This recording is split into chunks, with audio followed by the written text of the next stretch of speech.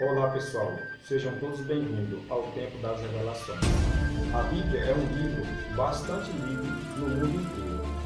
Podemos ver muitas passagens bíblicas que afirmam muitas coisas que iriam acontecer sobre a face da terra, como foi dita pelos profetas e até mesmo por Jesus Cristo aos seus discípulos.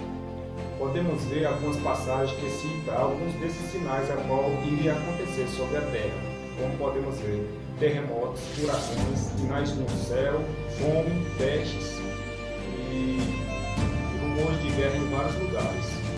Será que realmente que essas coisas que foram faladas pelos profetas e até mesmo pelo próprio Cristo, será que isto é uma reflexão que nos traz a entender que estamos perto dos tempos?